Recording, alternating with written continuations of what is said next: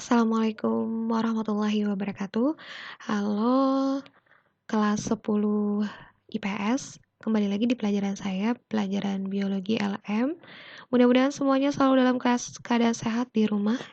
Hari ini saya mau memberikan materi tambahan, peta konsep untuk bab 7 tentang fungi. Sebelumnya saya sudah pernah berikan, ini hanya materi tambahan saja, peta konsepnya.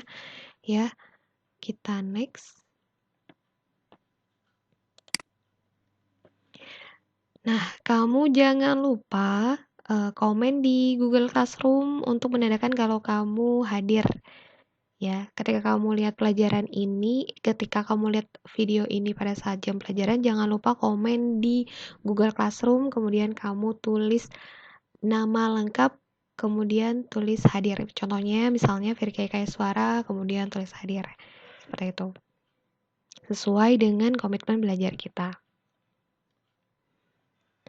Peta konsep bab 8 tentang fungi, kamu bisa lihat di sini gambar-gambarnya. Fungi itu apa? Seperti yang sudah bahas di sebelum-sebelumnya, fungi itu adalah jamur, fungus, fungi atau jamur ya istilahnya. Nah, ini ada contoh-contohnya. Ini jamur, ini juga jamur nih semuanya. Ini contoh-contoh gambar dari jamur. Sudah dijelaskan juga kemarin. Ada yang mikroorganisme, ada yang makro, mikro dan makro ya. Oke. Ini peta konsepnya fungi, kemudian terbagi menjadi 6 divisi, dapat bersimbiosis, kemudian berperan sebagai. Lebih detailnya saya akan jelaskan dari peta konsep ini. Silakan kalian dengarkan dengan baik. Fungi atau jamur. Fungi atau jamur itu ciri-cirinya sebagai berikut. Kamu bisa lihat di sini. Yang pertama, dia eukariotik. Saya sudah pernah bahas, eukariotik ini adalah sel yang memiliki inti. Kemudian yang kedua, dia tidak memiliki klorofil atau heterotrof. Heterotrof ini artinya ini adalah makhluk atau organisme yang tidak bisa membuat makanannya sendiri. Artinya dia membutuhkan makhluk hidup lain untuk mendapatkan makanannya. Kemudian ciri-ciri umum yang lain, dia uniseluler dan multiseluler. Masih ingatkah? Uniseluler ini artinya dia bersel satu, multiseluler ini artinya bersel banyak. Nah, kemudian cara mendapatkan nutrisi dengan absorpsi, kemudian bentuknya bermacam-macam, ada yang mikroorganisme, ada yang makroorganisme, ada yang bulat, lonjong, kemudian dan bentuk-bentuk lainnya ya, seperti itu. Nah, kemudian yang keenam, dinding sel tersusun dari zat kitin dan selulosa. Selanjutnya, nah, bagaimana sih fungi atau jamur ini cara memperoleh makanannya? Dia tuh dari mana, ya kan? Di sini kan disampaikan dengan cara absorpsi. Nah, cara memperoleh makanannya yang pertama itu dengan saprofit. Ini saprofit ya, tulisannya saprofit. Pertama dengan cara saprofit, kemudian yang kedua dengan cara parasit, kemudian yang ketiga dia bersimbiosis. Akan saya jelaskan kembali saprofit itu apa. Saprofit ini adalah cara memperoleh zat organik dari sisa-sisa organisme mati. Dari sisa-sisa, saya tulis ya, dari sisa organisme.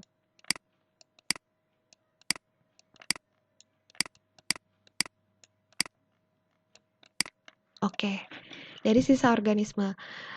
Contohnya itu misalnya daun-daun kering, kemudian bangkai, dan yang lainnya. Kemudian yang kedua, cara memperoleh makanan fungi itu dengan parasit. Parasit ini apa sih?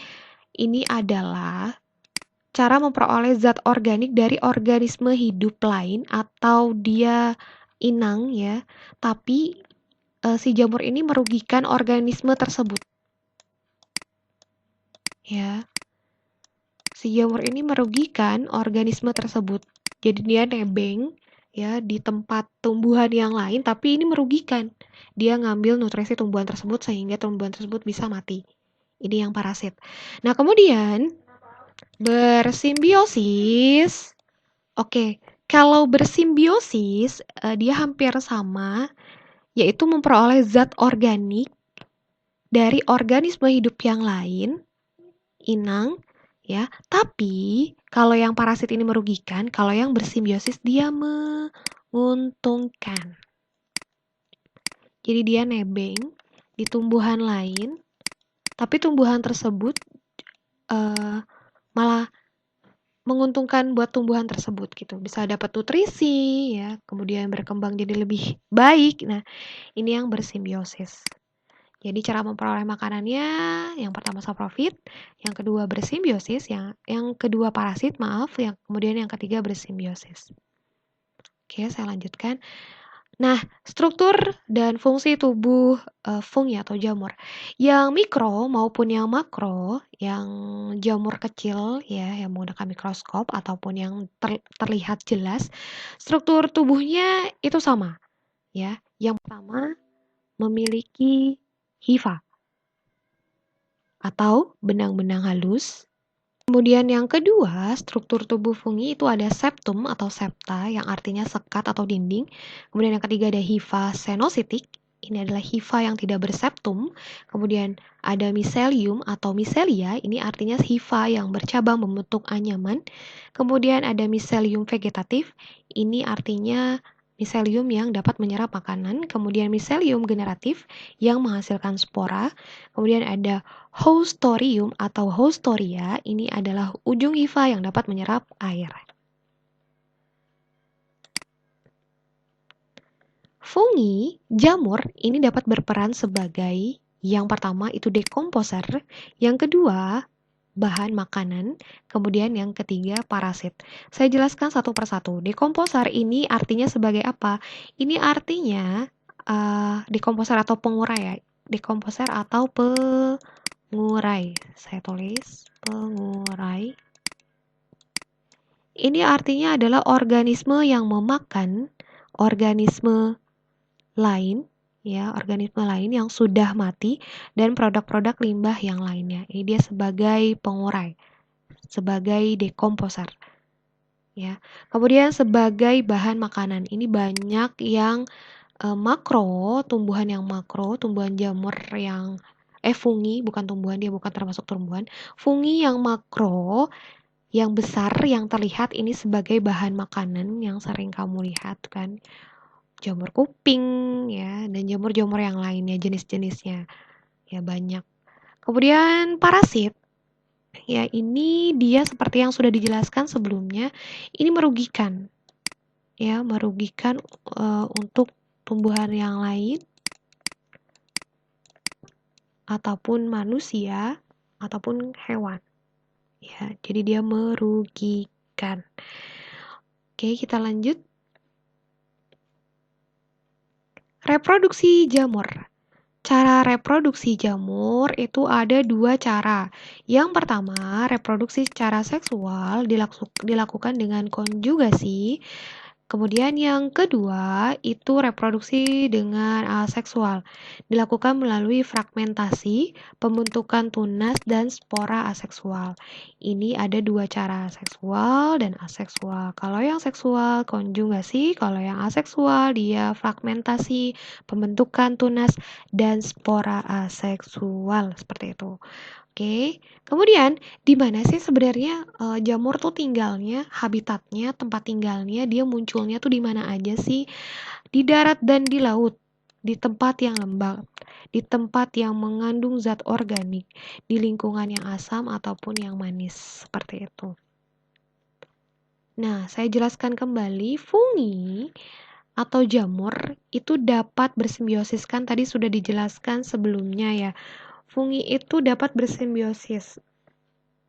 Artinya, dia bisa memperoleh zat organik dari organisme hidup yang lain, tapi dia saling menguntungkan, atau biasa disebut dengan simbiosis mutualisme. Dengan cara apa? Dengan apa maksud saya? Dengan apa nih si jamur? Dengan akar, dengan alga. Jadi, jamur bersimbiosis dengan akar tumbuhan, ya, dengan akar tumbuhan, dia membentuk mikoriza. Nah, kemudian jamur bersimbiosis dengan alga, ya. dia membentuk lisenes atau ini biasa juga disebut dengan lumut kerak. Oke. Nah, fungi atau jamur ini diklasifikasikan dalam 6 divisi. Klasifikasinya ada 6. Jangan lupa. Yaitu yang pertama ada Chytridiomycota, yang kedua ada Zygomycota, yang ketiga ada Glomeromycota, yang keempat ada Ascomycota, yang kelima ada Basidiomycota, yang keenam ada Deuteromycota. Untuk lebih jelasnya ada di video saya sebelumnya, silahkan kamu cek. Di sini saya hanya ringkas saja. Nah, Chytridiomycota ini contohnya Chytrid sp. Chytrid sp ini adalah parasit penyakit di amfibi atau di tanaman. Ya, ini Chytrid sp ini adalah parasit penyakit di amfibi atau di tumbuhan. Kemudian yang kedua itu ada Zygomycota. Ini contohnya Rhizopus oryzae. Ini contohnya hanya satu aja, kalau yang lebih banyak itu ada di video sebelumnya atau di slide saya sebelumnya, kamu silahkan lihat. Kalau di Zygomycota itu ada Rhizopus oryzae. Rhizopus oryzae ini jamur yang ada pada tempe, ya. Kalau kamu mau bikin tempe, ya, membentuk tempe, ya, jamurnya itu ini namanya Rhizopus oryzae. Kemudian ada Glomeromycota, contohnya adalah Glomus sp. Ini dia Glomus sp ini bersimbiosis pada tanaman. Ini dia membentuk mycorrhiza arbuskuler, ya. Kemudian ada Ascomycota, contohnya Neurospora crassa. Nah, ini adalah jamur yang ada di oncom. Kan kalau yang oren-oren itu jamur. Ya, di oren-oren yang di oncom itu jamur. Nama jamurnya Neurospora crassa. Kalau yang di tempe yang putih-putihnya itu juga jamur, namanya Rhizopus oryzae dan ini bisa dimakan. Ya, tadi kan ada yang bisa dimakan, perannya ya. Ini di oncom adanya. Jadi untuk membuat oncom, ini ada di oncom seperti itu. Kemudian ada Basidiomycota, contohnya Pleurotus sp, kemudian ada Auricularia sp. Nah, ini adalah jamur yang bentuknya makro. Kalau yang ini kan, kalau yang di tempe itu kan dia bentuknya mikro, ya, yang kecil. Mikroorganisme kecil, dia bisa dilihat kalau diperbesar. Itu ada di tempe sama di oncom. Nah, ini juga jamur tapi dia bentuknya makro yang bisa dimakan juga. Nah, ini jamur yang bisa dimakan. Tapi dia bentuknya makro, besar, ya. Kayak jamur kuping, ya, kemudian jamur-jamur yang lain yang sekiranya besar dan bisa dimakan seperti itu.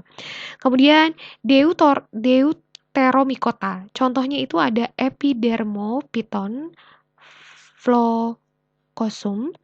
Ya. Nah, ini adalah jamur yang dapat menyebabkan penyakit kaki,